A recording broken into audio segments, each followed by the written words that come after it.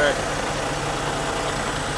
Don't know how effective this is going to be, but we're going to try to go through a pre-trip. I know y'all are probably going to get a lot of engine noise, so I guess you'll have to deal with that. I'm also going to try not to divulge the name of my company. If you happen to don't actively look for it, I'm going to try not to glance over any of the logos. So, my air lines, my electrical line.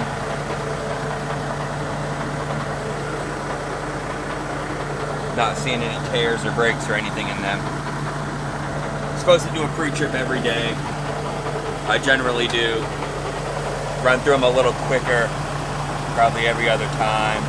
It was good the day before, it's good today. The drive shaft, the airbags, fuel tanks, the drive shaft again. You're probably only just hearing fucking engine noise. Exhaust system. Yeah, my exhaust shunts right out down here.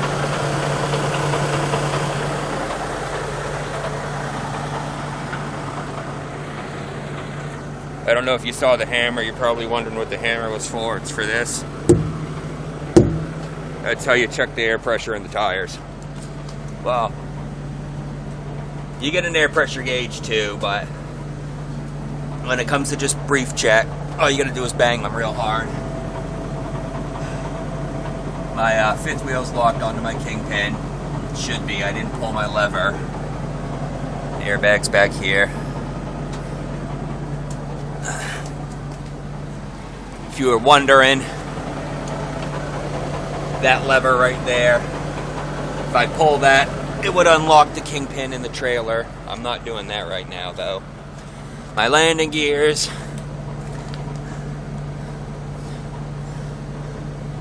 Those are all still good.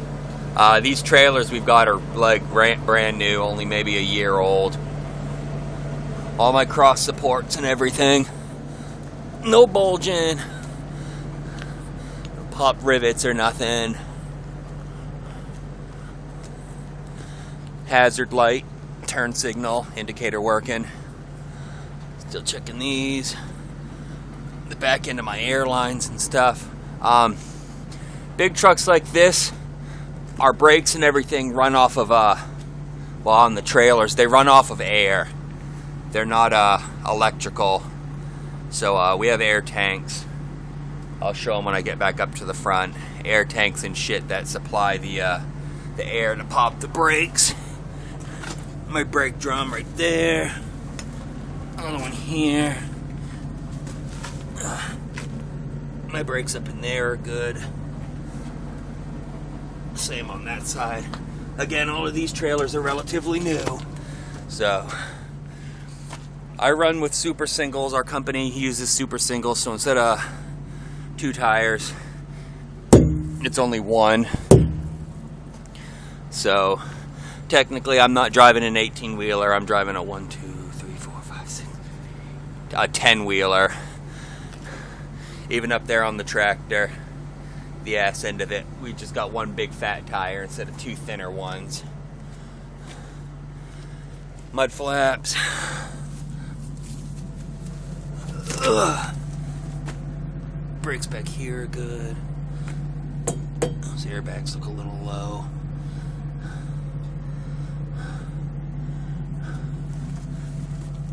Ugh. These back tires on a trailer, let me the thing with my tractor, our company, we've got a 3-minute idle shutdown. So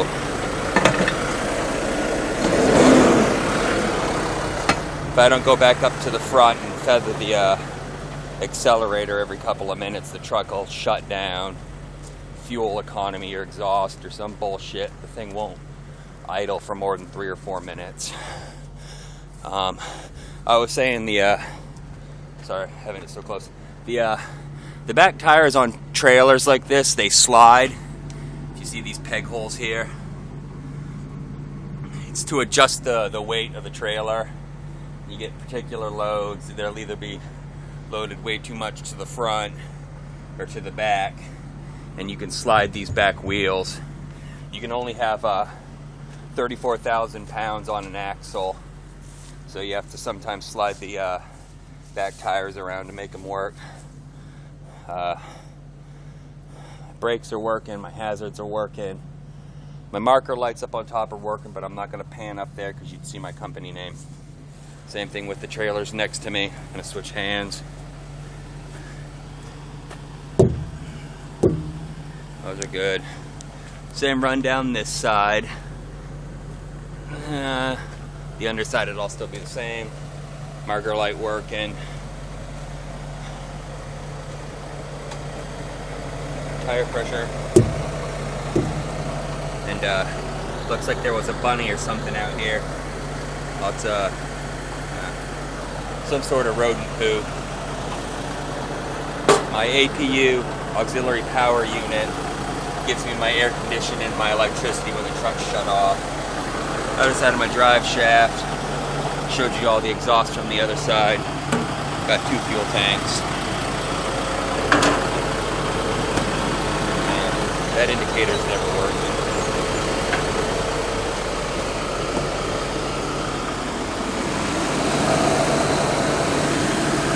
I guess I can show you the front of the truck. No company label or anything there. Hopefully y'all aren't seeing too much of the shit behind me. I mean, if it comes right down to it, yeah, you figure out who I work for. Like I said, my main intentions are just to, I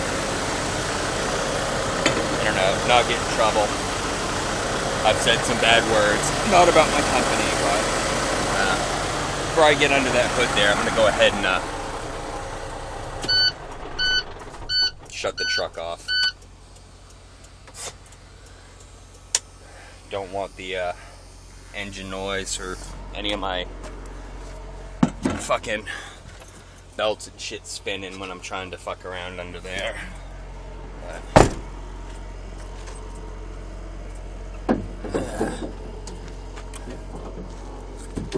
alright.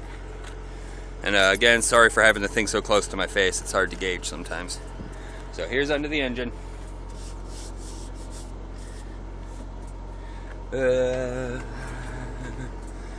Steering column. Technically, I've forgotten the names of a lot of these things, but I know what they're supposed to look like. I can't really give you the word-for-word rundown of what a lot of it is. But mostly you come under here and you look for loose nuts and missing bolts and cracks and holes in wires and tubes and shit.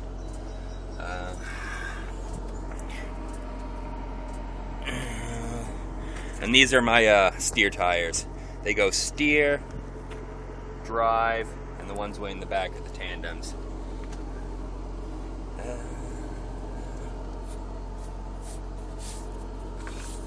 Good old fucking New England corrosion all over everything. I don't have a rag or nothing to wipe my oil, my dipstick on. But I just added oil the other day. Man, that's showing really full. I should, probably just because I just turned it on. I know I checked it the other day and it was only, just under full oil.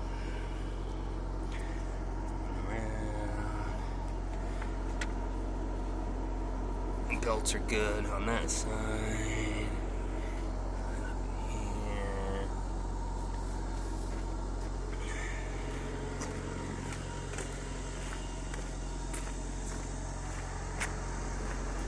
What's my washer fluid cap doing off? Don't tell me I forgot to close that shit the other day. Yeah, my washer fluid tank holds 2 gallons. The oil, I guess I could have showed you on the other side. I know a lot of cars, it's like a quart at a time or something. These big trucks can take like 2 gallons of oil at a time. My coolant, that's right at the max cold, right where it should be. In here. Built on that side. It's fucking hot here today. But being French Canadian, I mean, I'm gonna divulge. I'm in Massachusetts somewhere. So, again, I'm sure when I get on Second Life next, I'm gonna drop a few of these to you, Charo, and say, see, Massachusetts ain't that bad. But, it's really fucking humid today, and I've got maple syrup for blood, so this shit's retarded. Back on that. Under here.